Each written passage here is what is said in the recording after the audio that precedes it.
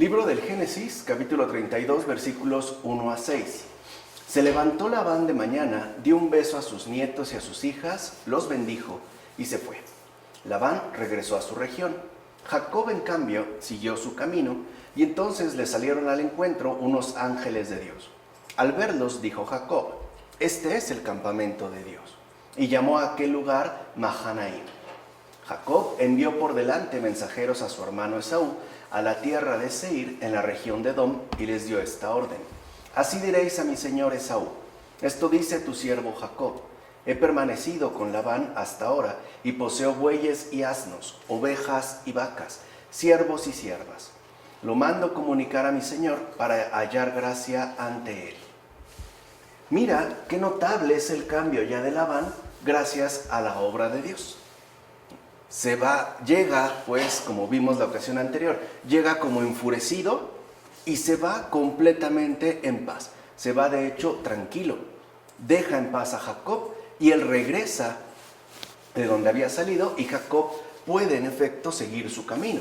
Así, él, que era como una bestia salvaje y que por ende había intentado tenderle una trampa a su presa para destruirla, finalmente le presentó sus excusas al que fuera perseguido, besó a sus hijas y a sus nietos, se despidió y regresó a su casa, como afirma Juan Crisóstomo en las homilías sobre el Génesis. Y aquí ya vemos cómo el obrar de Dios no evita las dificultades, pero sí las disuelve. E incluso podemos decir que las disuelve de una manera ciertamente inesperada. Porque, por ejemplo, Jacob podía tener la expectativa de que iba a ser atacado, además con fuerza, por Labán, cuya cantidad, ¿no?, de acompañantes superaba y por mucho a Jacob. Jacob iba prácticamente con su familia y sus parientes, es decir, sus allegados. Y esto, ya lo vimos, le llena de miedo. No obstante, gracias a la intervención del Señor, la circunstancia dada, que en un principio parecía apelar a un conflicto inevitable, termina resolviéndose de una manera tranquila y en paz, ¿no? A tal grado de que, repito, Jacob sigue su camino y finalmente Labán regresa a su casa. Y si lo ven, no regresa, por ejemplo, con gestos despóticos o de desprecio, puesto que besó a sus hijas, se despide de Jacob, besó incluso a sus nietos y se despidió de todos. O sea, digamos, de una manera apropiada. Por otra parte, Jacob vio ángeles durante su descenso y su ascenso.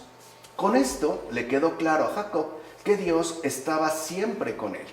De hecho, los ángeles que le mostró a Jacob la segunda vez tuvieron el propósito de disipar el miedo que pudiera tener a Esaú, como afirma Efrén de Nisibi en su comentario sobre el Génesis. Entonces, el Señor se vuelve a manifestar a Jacob porque ahora es probable que éste tenga miedo ya no a Labán. Labán ya se fue, pero sí a Esaú, hacia el cual, en efecto, tendrá que salir al encuentro. Entonces, antes de que, por ejemplo, Jacob pueda verse apresado de nuevo por el miedo, el Señor le hace ver ángeles como muestra de fidelidad y de acompañamiento permanente. Es decir, le muestra a Dios a Jacob que le acompaña y que por eso mismo no debe de temer. Así pues, el Señor no solo nos envía, digamos, a ciertas situaciones muy concretas, incluso, ¿no?, nos acompaña a través de las circunstancias dadas, sino que puede llegar a anticipar, y eso es otro gesto de su bondad, el miedo o el temor que pudiéramos llegar a experimentar ante circunstancias, por supuesto, difíciles. Recuerden lo que había sucedido con Esaú. Entonces, Jacob tendría, pues, motivos, por lo menos muy humanos, para llenarse de miedo ante el inminente encuentro con Esaú. Por eso el Señor, en este caso, como que se adelanta y le envía una segunda manifestación de ángeles para que recupere la confianza y por ende mantenga firme su ánimo. Es decir, no caiga en miedos infundados ni en inseguridades de ningún tipo. En efecto, cuando el miedo a Labán se marchitó, entonces se apoderó de Jacob el miedo a su hermano Esaú. Por eso el Señor hizo que viese el campamento de los ángeles, es decir, para arrojar fuera de su corazón todo tipo de aprehensión, como afirma también Juan Crisóstomo en las homilías sobre el Génesis. Esto significa, por una parte, que Dios, como ya lo hemos mencionado en varias ocasiones, se toma muy en serio nuestra realidad humanamente concreta. O sea, Él sabe que está tratando con seres, pues ciertamente vulnerables, tanto, ¿no?, con respecto a las circunstancias que nos rodean, como a las personas con las que de una u otra manera tenemos trato. Y por otra parte, esto también refleja cómo el Señor no pasa por alto nuestra propia condición humana tal y como es, ¿no? O sea, se toma en serio lo que somos y a partir de ahí es que Él irá desplegando su respectiva gracia.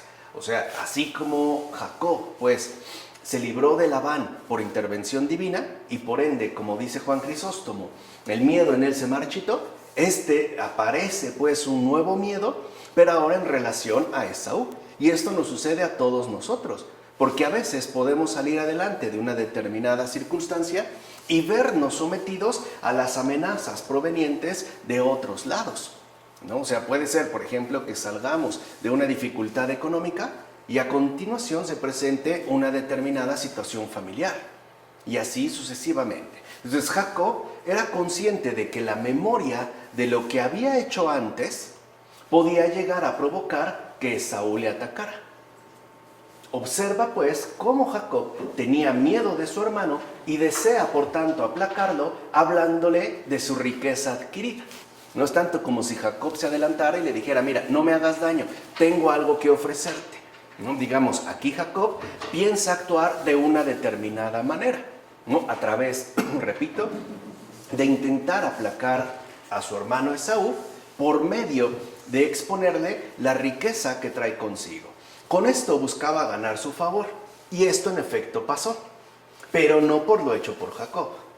O sea, no es tal riqueza la que va a aplacar a Esaú, o la que va a evitar que finalmente, ¿no?, ataque a Jacob, sino que se dio porque fue Dios mismo quien aplacó el corazón de Esaú e incluso lo hizo cortés.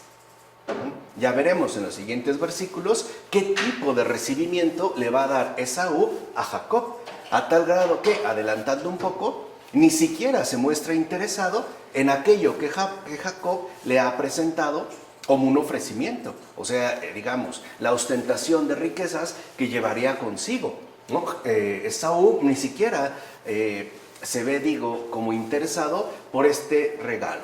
Después de todo, si a causa de lo que dijo Jacob a Labán, el Señor le hizo cambiar, con mayor razón obró para que el propio hermano fuese amable con el justo, como afirma Juan Crisóstomo también en las homilías sobre el Génesis.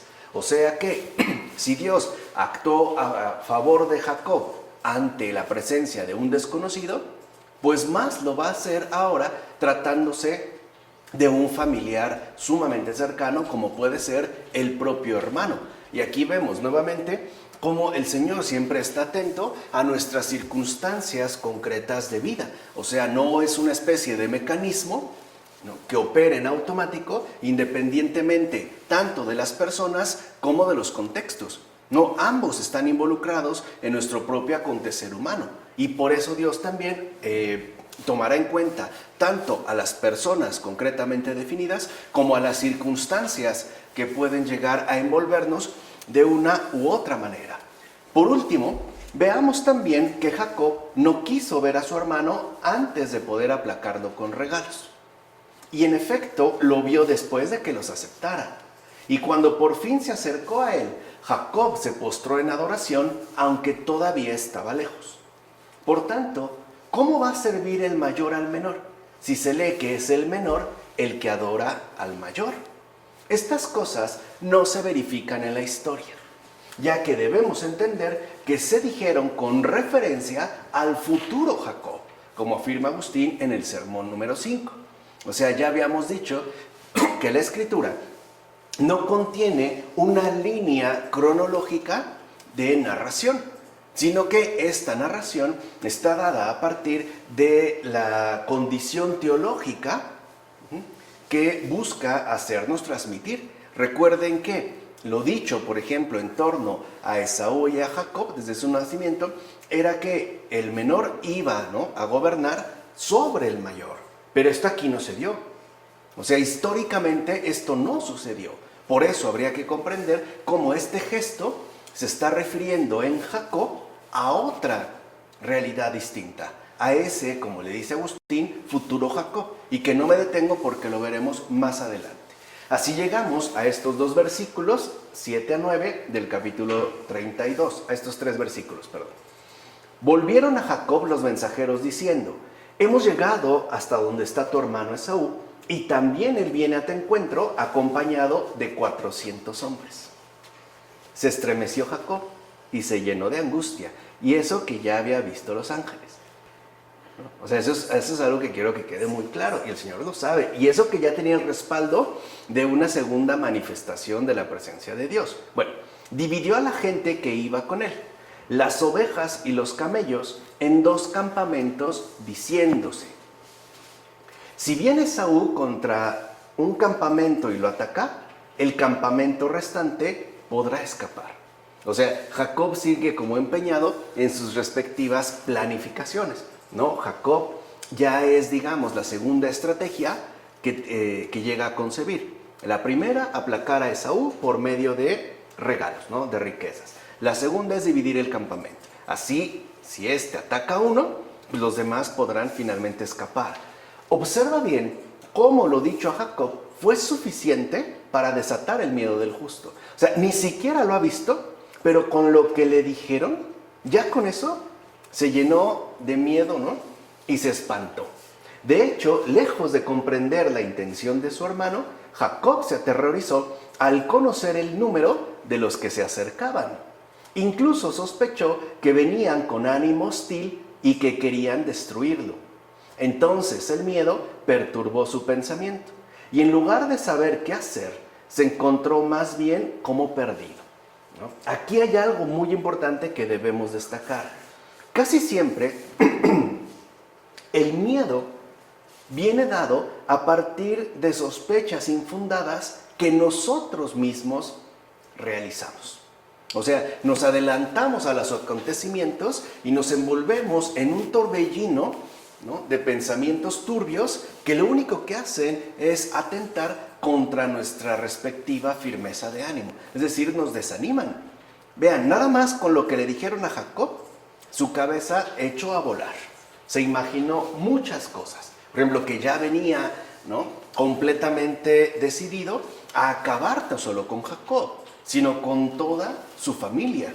Aquí vemos por qué, y lo hemos insistido, es tan fundamental que no le demos rienda suelta al pensamiento, y menos aún cuando este pensamiento está referido a situaciones no fundadas en circunstancias concretas. O sea, cuando no hay pues una real objetividad, porque es muy común que nuestra alma quede abatida a partir de pensamientos infundados, sea lo que sea, o sea bajo condiciones que sean. Así pues, aterrorizado con la perspectiva de la muerte ante él, dividió a todos los que estaban con él en dos campamentos. Vemos, por tanto, lo siguiente: fue el miedo y el gran terror los que le ordenaron hacer estas cosas. Por eso se refugió entonces en el Señor y clamó, como afirma Juan Crisóstomo en las homilías sobre el Génesis. O sea que aquí también se nos ejemplifica a través de Jacob un modo muy usual en el cual reacciona el alma creyente. O sea, muy fácilmente se llena de miedo y de gran terror debido a pensamientos infundados. Pero lo importante también es darnos cuenta que no estamos obligados a permanecer en tal estado indebido, porque de hecho esto ha sido producto de nuestra propia fantasía, o sea, de nuestra propia ideación, una ideación tóxica, ¿no?, venenosa, que ya pondría al descubierto nuestra verdadera situación de seres humanos caídos.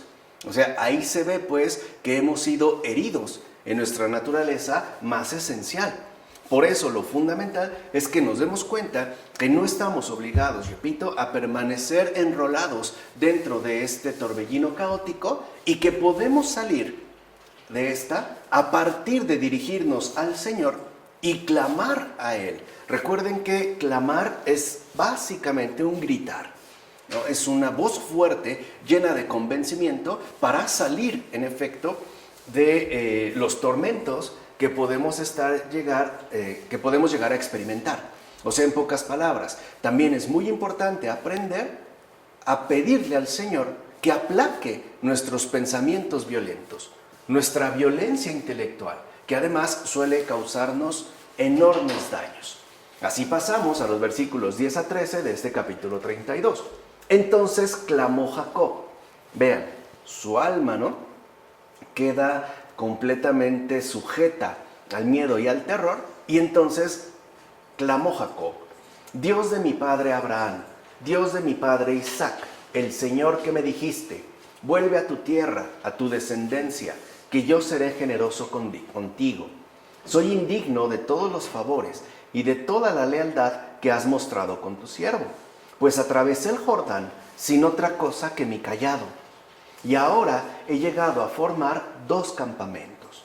Líbrame de la mano de mi hermano Esaú, porque tengo miedo de él. No vaya a venir y mate a la madre con los hijos. Tú mismo dijiste: seré muy generoso contigo y multiplicaré tu descendencia como la arena del mar, que por ser tanta no se puede contar. Veamos, o sea, de entrada ya se nos da también como los perfiles fundamentales de esta súplica. Y son 2: sencillez y sinceridad. Vean cómo Jacob no se anda pues con rodeos. No, Jacob va al grano. A ver, ¿está sucediendo esto? Yo confío en ti y me está pasando esto. Ayúdame en esto. O sea, ahí hay una sencillez y también hay una sinceridad. Él mismo reconoce que tiene miedo por lo que él está pensando, es decir, por lo que él está suponiendo, no por lo que está sucediendo. Y esto también debemos aprenderlo al momento de dirigir nuestras súplicas al Señor. Sencillez y sinceridad. No nos andemos con rodeos. Vayamos al grano de la manera más simple posible y por ende también de la manera más sincera posible. Seamos pues claros y concretos, sin tratar de adornar a lo mejor lo que está experimentando nuestro corazón, y tampoco tratar como que de maquillar quizá las situaciones que estamos experimentando interiormente cada uno de nosotros. Esto es muy importante. Vean cómo entonces la Escritura no solo nos habla de los problemas que atravesamos, sino también de las soluciones que debemos asumir. Ahora, Jacob se marchó con un cayado, el cual presentó para tomar esposa. Pues bien, para redimir a la iglesia, Cristo llevó el madero de la cruz. ¿Y no es acaso este madero de la cruz el que doblega toda inquietud del corazón? ¿Acaso debemos temer a los que nos persiguen si estamos protegidos por su cruz? Las persecuciones no terminarán, es cierto, pero Jacob nos ha enseñado a clamar al Señor ante toda adversidad. Con tal aclamación es que podremos experimentar la salvación de Dios, como afirma Cesáreo de Arles en el sermón. Y en efecto, la aclamación que aquí se nos propone es para que podamos experimentar en carne propia la salvación de Dios, lo cual es infinitamente mayor que cualquier adversidad posible. O sea, veamos cómo el Señor pues sabe de las dificultades que tenemos, pero al mismo tiempo, nos invita a experimentar algo infinitamente más grande. O sea, en este caso, su propia salvación, ¿vale? Por eso se nos enseña a que las dificultades no van a desaparecer, pero que esto no significa que tengamos que vernos obligadamente privados de experimentar su respectiva salvación, ¿no? Por eso vemos cómo se toma muy en serio la experiencia del alma creyente y nos va exponiendo, repito nuevamente, de qué manera nosotros debemos dirigirnos al Señor, sobre todo en los momentos complicados. Que ya vimos, estos momentos complicados se vuelven ante todo dolorosos por los propios pensamientos, no por los sucesos en sí, sino por las ideas, o incluso me atrevo a decir, por los desvaríos que llegamos nosotros a producir de una manera frenética. Versículos 14 a 22 de este capítulo 32. Pasó allí aquella noche y luego de lo que poseía, separó un regalo para su hermano Esaú: 200 cabras y 20 machos cabríos, 200 ovejas y 20 corderos, 30 camellas paridas con sus crías, 40 vacas y 10 novillos, 20 burras y 10 asnos. No era poca cosa.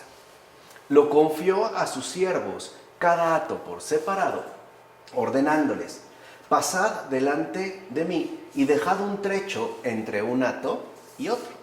Al primero le dio esta orden: cuando te encuentre mi hermano Esaú y te pregunte de quién eres, a dónde vas y para quién es eso que llevas, tú contestarás: es de tu siervo Jacob, un regalo que envía mi señor a Esaú. Él viene detrás de nosotros. Dio la misma orden al segundo, al tercero y a todos los que iban tras los hatos. Esto es lo que diréis a Esaú cuando os encontréis con él, y añadiréis: tu siervo Jacob viene detrás de nosotros. Pues se decía: lo aplacaré con el regalo que va por delante, y después lo veré cara a cara. Quizá esté a mi favor. El regalo pasó por delante de él, y él se quedó aquella noche en el campamento. Y vean cómo es una actitud, además, humanamente muy frecuente. Por ejemplo, si en una pareja alguno cometió un error, o alguna imprudencia o algo, busca la manera de poder ganarse su favor por medio de algún regalo. Una cena, un reloj, unos aretes, un viaje. O sea, seguimos siendo Jacob. Ahí vemos cómo esto sigue sucediendo. ¿Por qué? Porque tratamos de convencer a la otra persona de que debe anular cualquier hostilidad a nosotros, no por lo que nosotros hicimos, sino por lo que ahora le estamos ofreciendo, ¿no? O no sé, un ramo de flores o una serenata, como para calmar pues los ánimos. Veamos qué sucede aquí. Mira lo siguiente: con la intención de pedir la paz a su hermano, Jacob durmió aquella noche en el campamento. Esto se debe a que la virtud perfecta tiene un reposo tranquilo y sereno. O sea, no se dice que Jacob no haya pegado el ojo en toda la noche, sino que pasó ahí la noche, o sea, durmió. Y en efecto, es propio de los más perfectos el no ser influidos tan fácilmente por las cosas mundanas. O sea, no es ni siquiera que estuviera perturbado por todo aquello que le iba a dar Esaú, en términos materiales. El no ser turbados por el miedo, el no ser agitados por la sospecha, el no ser abatidos por el terror, el no ser afligidos por el dolor, ya que tiene como calmado el espíritu. Ahí está el efecto inmediato de el clamor a Dios. Ahí se ven los efectos. O sea, generalmente es difícil, ¿no?, bastante complicado, captar las acciones de Dios. Pero no es igualmente difícil darse cuenta de los efectos que produce. Por ejemplo, no se menciona que Dios le haya dado una respuesta directa a Jacob. No se menciona. Pero ya se deja en evidencia al mostrar esta experiencia de profunda calma y serenidad que adquiere Jacob. O sea, Dios le respondió, no con palabras, sino generando en él, ¿no?, una especie de tranquilidad en el espíritu que le permitió incluso, ¿no?, pasar la noche tranquilamente. Por eso me regreso, para que vean cómo estos aspectos que aquí vamos a subrayar son en efecto opuestos, totalmente contrarios a la paz del Señor. Primero, el hecho de verse influido, turbado, agitado, abatido y afligido. Estas cosas no tienen nada que ver con el Señor, porque la presencia del Señor siempre provoca que el espíritu se calme. O sea, la presencia de Dios siempre trae consigo la paz del alma, siempre. Cuando se presenta aflicción, cuando se presenta abatimiento, cuando se presenta turbación, cuando se presenta agitación, inquietud, etc., debemos de reaccionar lo más pronto posible y acudir al clamor. O sea, suplicarle al Señor, ya dijimos, de la manera más sencilla y sincera posible. ¿Para qué? Para que experimentemos su salvación en carne propia y no solo en términos exteriores. Por ejemplo, en términos de la resolución de los conflictos o dificultades que podamos atravesar, sino también en términos interiores, en términos verdaderamente espirituales, donde podemos llegar en efecto a pasar una noche tranquila a pesar de las dificultades que parecen estarse desbordando. O sea, esta serenidad, ¿no?, del espíritu, la pacificación del corazón. En efecto, su espíritu permanece fijo en un anclaje seguro. Pues bien, es Cristo quien ha traído esta estabilidad a los cristianos. Es Él, en efecto, el que ha traído la paz interior a los ánimos que atraviesan la prueba, o sea, a las almas creyentes que viven en este mundo tan lleno de turbaciones, ¿no?, tan lleno de problemas, tan lleno de dificultades, y justo para que nuestro corazón no sea turbado, ni nuestro ánimo agitado. Esta paz interior, como dijera el apóstol, no está refiriendo al apóstol San Pablo, es superior a toda inteligencia.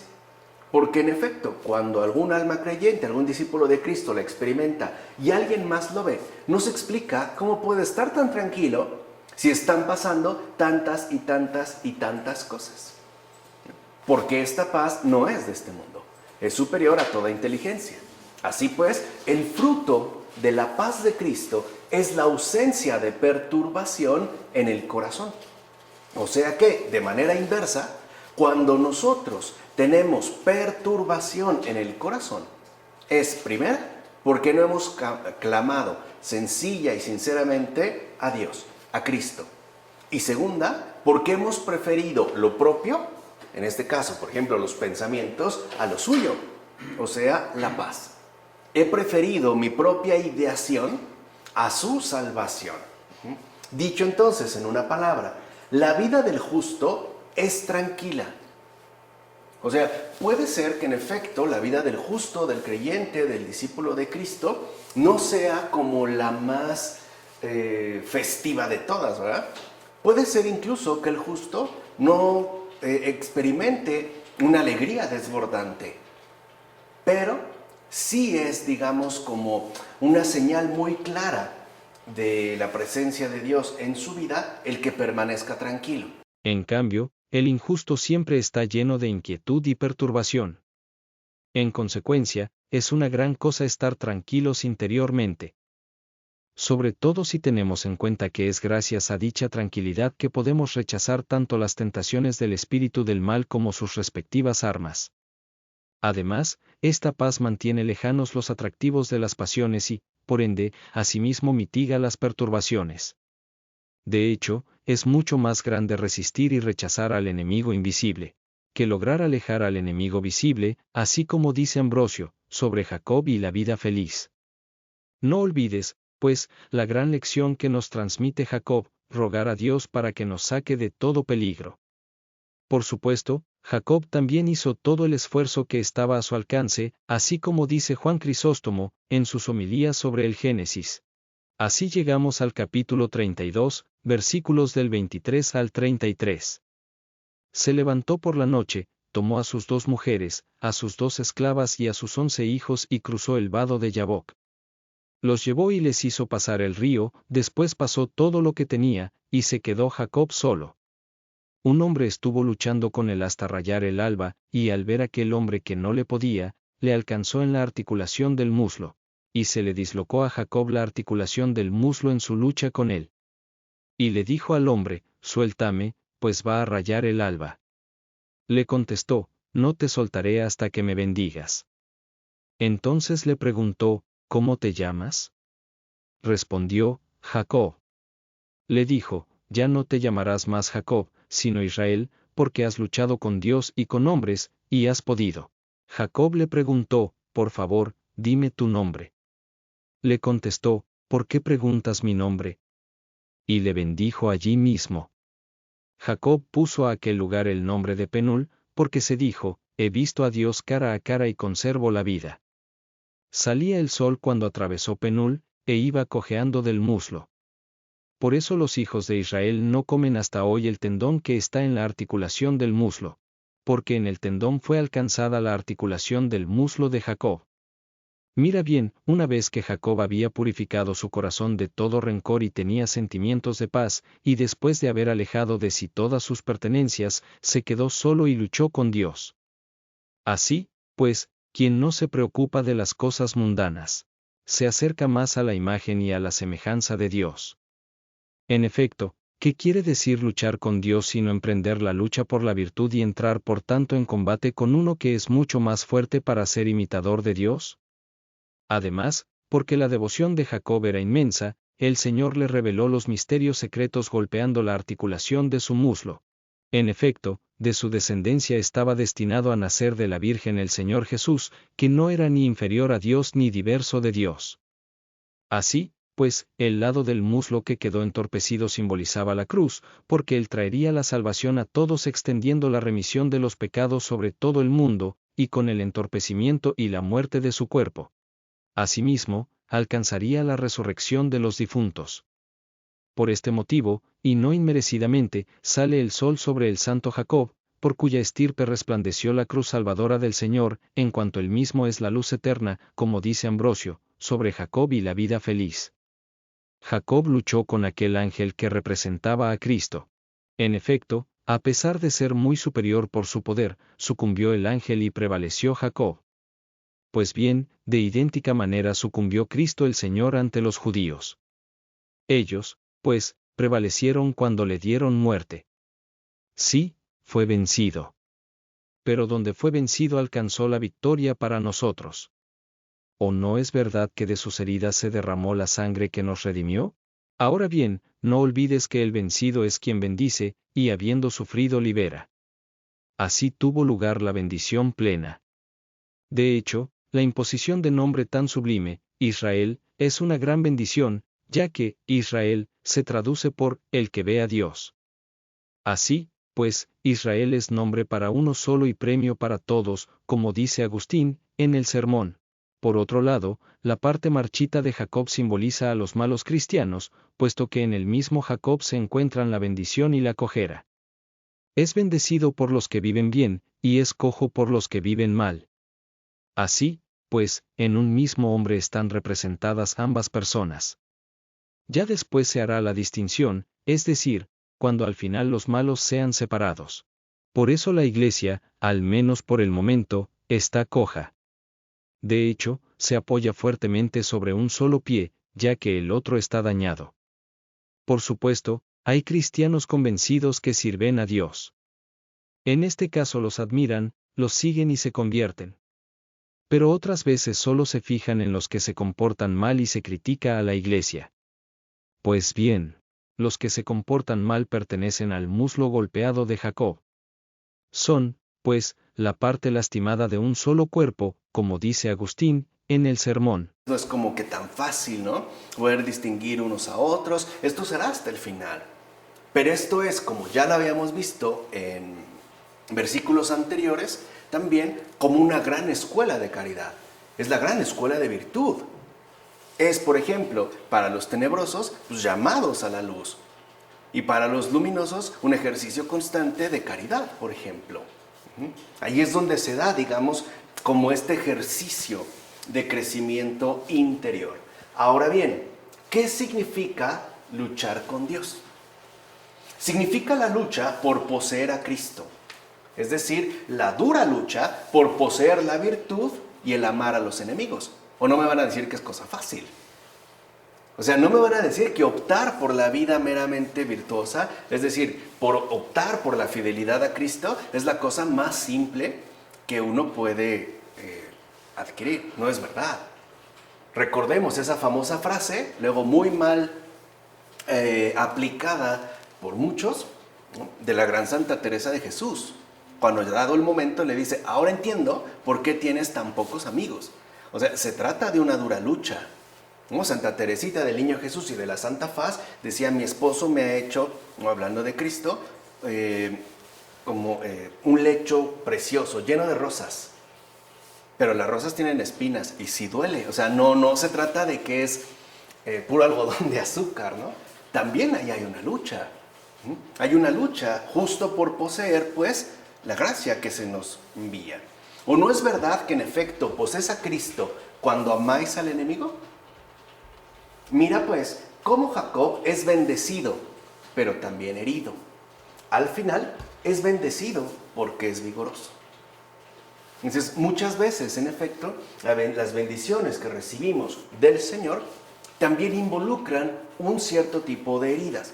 Estas heridas no son daños a la manera en la cual nosotros lo entendemos, sino son como aspectos que nos invitan a crecer más, a ejercitarnos ciertamente todavía más.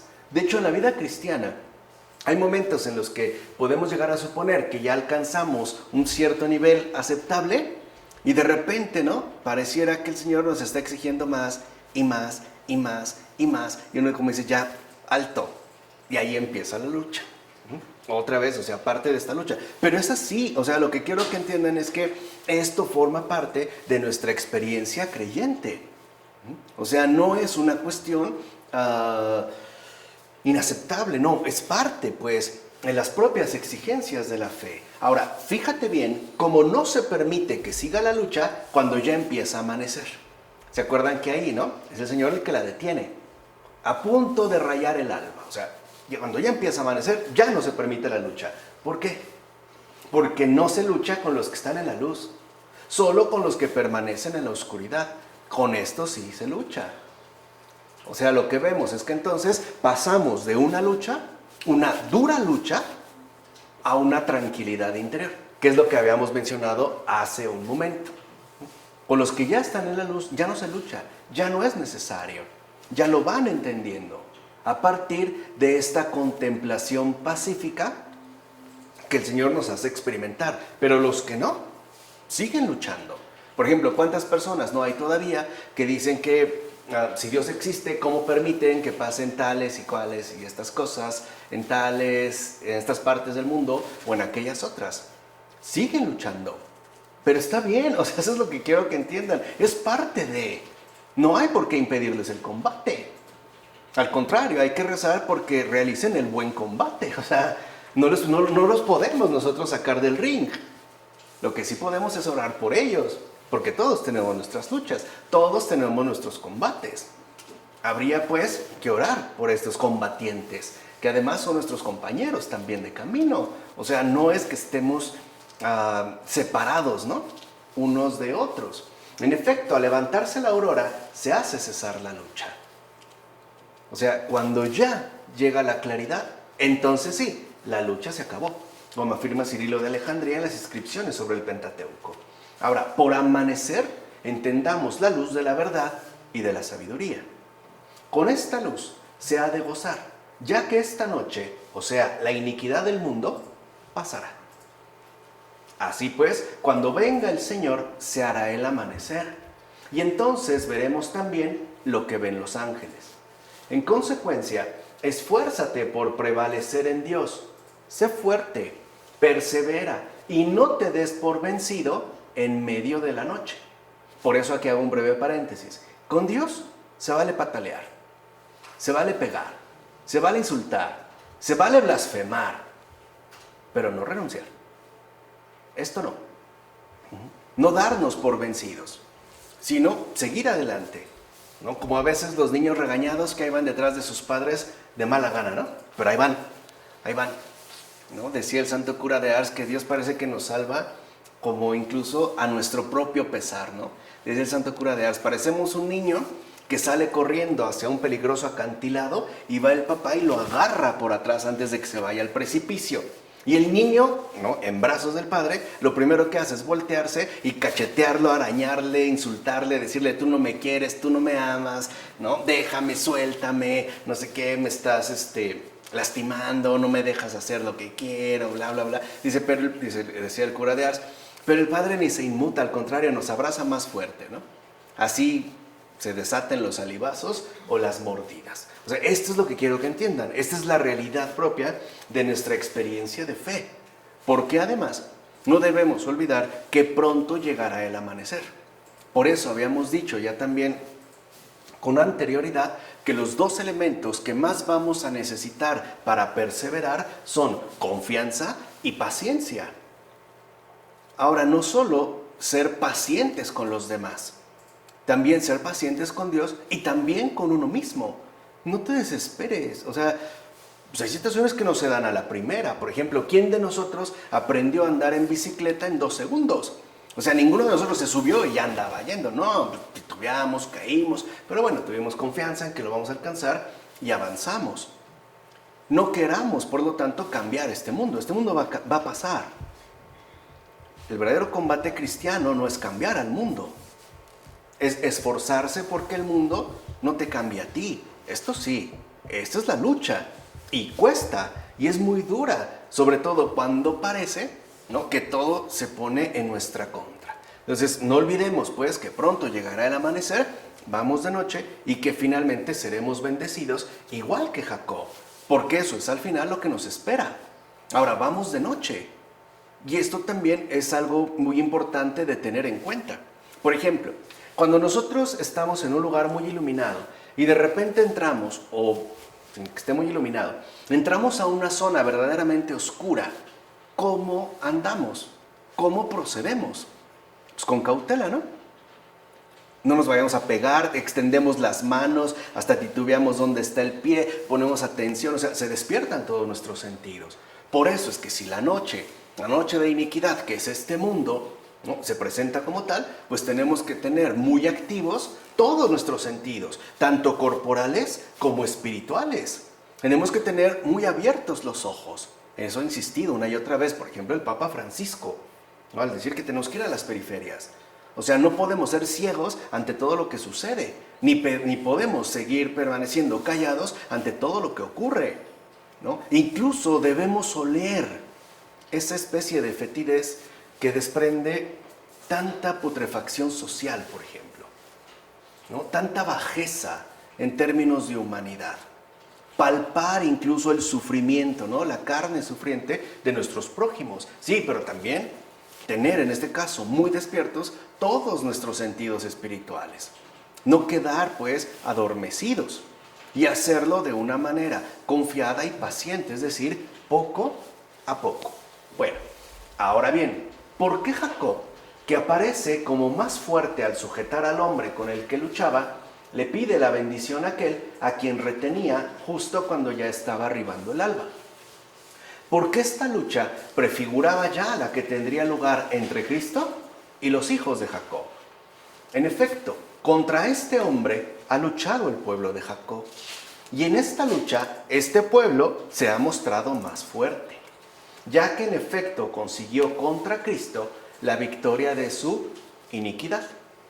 Ciertamente, ya desde el propio Jacob comenzó a cojear, y por ende a ir inseguro y tambaleante en el camino de la propia fe y de la propia salvación.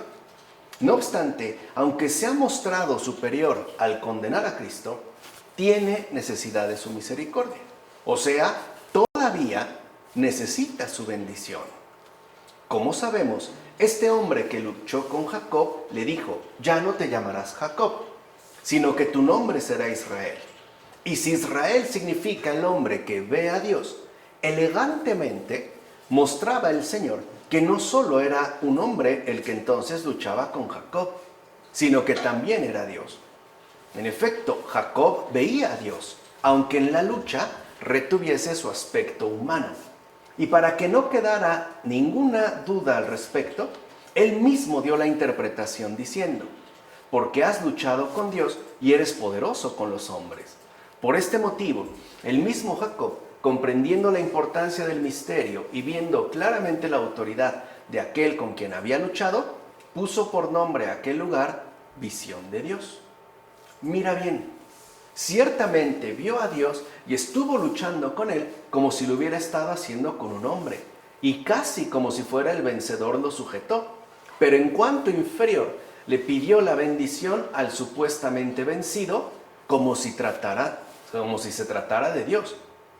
Así pues, Jacob luchó con un hombre que asimismo era Dios. ¿Quién dudará entonces en reconocer que Cristo, en quien la figura de esta lucha tuvo su cumplimiento, no solo es un hombre, sino también Dios. Cristo, en efecto, es hombre y es Dios, como afirma Novaciano en la Trinidad. O sea, si lo ven, ya desde el Génesis se está, ¿no?, como anunciando la encarnación del Señor en toda la radicalidad, digamos, que eso implica. O sea, como un acto decisivo que va a estar, digamos, constituido, por ejemplo, por el vencimiento de Dios en tanto hombre y por su triunfo, ¿no?, igualmente dado, pero en tanto Dios. Para los padres de la iglesia, por ejemplo, en este caso para Novaciano, parecía claro ya que el Señor es aquel del que ha hablado toda la Escritura. Es pues aquel en quien se ha cumplido verdaderamente la promesa de salvación. Ahora, ¿cómo está eso, bienaventurado patriarca, que le pides tu bendición a un débil? ¿Cómo es posible que esperes ser bendecido por uno que no tiene fuerzas? ¿No fuiste tú el fuerte?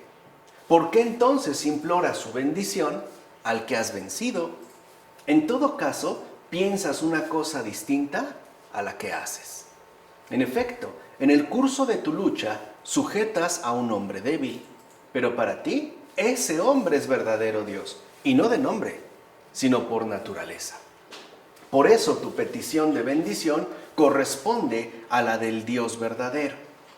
Así pues, luchas con un hombre, pero ves a Dios cara a cara. No ves, pues, con los ojos de tu cuerpo lo que contemplas con la visión de tu fe. Recuerda lo que le dijo Jesús a Felipe: quien me ve a mí, ve al Padre. ¿No? Los profetas ya sabíamos que era una convicción que el que viera a Dios moría. ¿Cuántos no vieron a Jesús en la tierra? Ninguno. ¿Quién murió? Ninguno. Ahí hay también como esta concesión. Crees, por tanto, que es un hombre débil, pero es de él de quien necesitas la bendición, es decir, la salvación. En la lucha eres Jacob, pero después de que has pedido la bendición, eres Israel. Se te somete el hombre según la carne, para que quedara ya prefigurado el misterio de la pasión. Acuérdense, por ejemplo, de este episodio tan extraordinario mencionado en el Evangelio de San Juan, cuando ya van literalmente por él al huerto, ¿no?, a Getsemaní. Llegan, ¿no?, los soldados tras Jesús, y él se adelanta, da un paso y les pregunta: ¿a quién buscan? Y le responden: a Jesús de Nazaret. ¿Y qué responde él? Yo soy. ¿Y qué pasó con los que iban a apresarlo? Cayeron como fulminados, ¿no? Cayeron como exterminados. Se está manifestando de quién se trata. Y después les vuelve a preguntar, como diciendo: ya, levántense, ¿no? Ya, ¿no? Hoy diríamos en México: no sean pancheros, ¿no? Ya, a ver, arriba otra vez. ¿A quién buscan? A Jesús de Nazaret. ¿Y qué responde? Soy yo. Ya le cambió. Ya no dijo yo soy. Acuérdense que ese era el nombre que había aparecido desde Moisés. Ya le cambió, dice soy yo. Y entonces sí, se le van encima. Ya se estaba prefigurando desde aquí, justo en esta lucha. Así pues, no desconoces a Dios en la debilidad de la carne. Es más, prácticamente todos, de una u otra manera, hemos oído hablar de Jesús de Nazaret. O sea, podemos decir que nadie desconoce a Dios en la debilidad de la carne. Es más, él mismo lo dijo: cuando sea elevado de la tierra en la cruz, atraeré a todos hacia mí. Claro, en la debilidad, ¿qué?, de la carne. ¿No es un gesto de infinita ternura hacia nosotros? ¿Acaso podíamos llegar directamente a él de otra manera? Si es prácticamente imposible. Bueno, si ni los querubines lo hacen, no hasta se tapan el rostro, ¿no?, de que no soportan tanta gloria. ¿Nosotros qué? ¿No es una extrema concesión?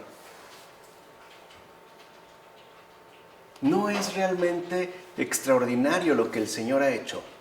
Permitirnos acercarnos a Él en la debilidad de la carne y no en la mega archiomnipotencia de su divinidad. ¿Quién podría? O sea, literalmente, ¿no?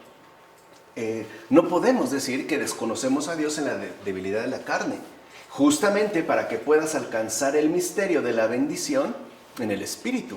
De hecho, la apariencia exterior no impide que permanezca la fe, ni la fragilidad es obstáculo para que se pida la bendición. ni la condición de hombre anula el hecho de que sea Dios. O sea, parece que este padre de la iglesia ya tenía como muy presentes las herejías, que era justo lo que cuestionaban. Claro, es que en su apariencia exterior no se trata de Dios. Es que claro, Dios no puede sufrir, la fragilidad no es para este ser. Por lo tanto, no acudimos a Él como Dios ni pedimos la bendición, ¿no? Y es incombatible que la humanidad pueda, ¿no?, subsistir en la divinidad. Es más, únicamente el Dios verdadero es el que pudo bendecirte cambiándote de nombre, como afirma Hilario de Poitiers en Sobre la Trinidad. Además, un gran conocedor de las herejías de su momento, que es de los primeros padres de la iglesia. O sea, sabe perfectamente bien de qué está hablando. O sea que cuando nosotros, por ejemplo, queremos poner obstáculos para la contemplación de la verdad, no son más que excusas que de fondo se oponen a la manifestación del amor de Dios. Porque quizá nos gustaría que las cosas hubieran sido de una manera totalmente, ¿qué?, diferente, ¿no? O sea, nos oponemos pues a que Dios sea Dios, ¿no? Queremos que sea una idea que se ajusta a mis preferencias. Así pues, la victoria que obtuvo Jacob quiso figurar el misterio, o sea, la pasión de Cristo, vencido al parecer por los judíos. Y sin embargo, asimismo pidió la bendición al hombre derrotado. Y su bendición consistió en la imposición del nombre Israel, que significa viendo a Dios. Esta es la visión que será el premio de todos los santos en el fin del mundo, como afirma Agustín en La Ciudad de Dios. Y esto ya nos deja entrever algo fundamental. El pueblo judío, hasta la fecha, lleva esta bendición. No es pues de ninguna manera un pueblo maldito, ni pesa sobre él una maldición de ningún tipo. Es una bendición. Tan es una bendición que incluso en los propios campos de exterminio alemanes se vive como este ofrecimiento al Señor en términos de una bendición, ¿no? Quien lo entrevé muy bien, por ejemplo, es este literato Stefan Zweig, hacia el final de su obra titulada El mundo de ayer, donde expone que ahí pareciera que se ofreció como un sacrificio, ¿no?, muy particular, que en efecto es inseparable de ese sello tan especial que tiene este pueblo hasta el fin del mundo. O sea, quitémonos ya también esta idea falsa de que los judíos tienen algo de maldito. Eso déjenselo, por ejemplo, ¿no?, a las fábulas del judío errante, ¿no?, y sobre todo a las novenas de Eugene Sue, ¿no?, que precisamente se titula El judío errante. Está mala, ¿no?, fama adquirida. No. Aprendamos también a ver la bendición del pueblo de Israel en estos momentos. O sea, en ningún momento están faltos de esta bendición. Es una bendición especial. Recuerden que por el momento, a lo mejor nosotros como gentiles somos los primeros, pero somos los menores. Ellos son los mayores. Y ellos nos han precedido. Y de hecho nos han precedido y nos abrieron camino, cosa nada fácil, en el terreno de la fe. Y les costó siglos, como para que a estas alturas nosotros queramos despreciarlos o denigrarlos sin ningún tipo de fundamento. Bueno, de hecho, Jacob recibió la bendición para dejar en claro que el vencido no estaba enojado porque un ser terrenal hubiera prevalecido sobre él. Al contrario, su bendición era muestra clara de su amor, como afirma Efrén de Nisibi en su comentario sobre el Génesis. Y esto es muy importante. O sea, el hecho de que un ser terreno, pues, parezca prevalecer sobre Dios mismo, no es algo que le enoje, es algo que él mismo ha asumido. Y ahí es donde se pondría de manifiesto la verdadera dimensión invencible de su amor. Esto es también como algo que quizá habría que retomar de manera profunda en estos tiempos. ¿Ves ya cómo el Señor siempre muestra consideración ante nuestras limitaciones humanas? ¿Te das cuenta ya cómo todo lo realiza según su amor característico? Recuerda siempre que nuestras humanas luchas con Dios no son motivo de enojo por parte de Dios, sino de bendición, a pesar de nuestra lucha. Esto hay que grabárselo bien en el corazón. Nuestras luchas con respecto a Dios no son motivo de enojo por parte de Él. No es que se enoje. O sea, ¿cómo se puede enojar de nuestras flaquezas? Si no va a sacar de estas flaquezas una gran bendición a pesar de nuestra respectiva lucha. No es como el padre, la madre, ¿no? Que a pesar de enojarse con sus hijos o luchar, discutir con sus hijos, está dispuesto, ¿no?, a darles una sonrisa, incluso un abrazo o una nueva muestra de afecto. O sea, la relación con Dios no se da en los criterios meramente humanos, de enojo o no enojo. No, se da en términos de fidelidad. Por eso, en síntesis, que las generaciones futuras nunca se olviden de la bondad de Dios. Es decir, que no caigan de nuevo en el error, es decir, tanto en la negación de dicha bondad como en la ingratitud. Algo que lamentablemente hoy está muy a la orden del día. O bien la negación de dicha bondad, o bien una especie de ingratitud sumamente contagiosa, ¿no? Como que esta bondad no la vemos. Y si la vemos al final, como que no nos interesa. Sino que las generaciones futuras recuerden lo siguiente. O sea, que las generaciones futuras, pues, más bien recuerden lo siguiente. Dios quiere siempre bendecirnos, jamás perjudicarnos. Jamás. Como afirma Juan Crisóstomo en sus homilías sobre el Génesis. Que esta sería una buena frase para traerla por lo menos un mes, de día y de noche. Sobre todo en estos tiempos. Dios siempre quiere bendecirnos, jamás perjudicarnos. ¿De acuerdo? Vamos a dejarlas aquí. En nombre del Padre, del Hijo, del Espíritu Santo. Amén.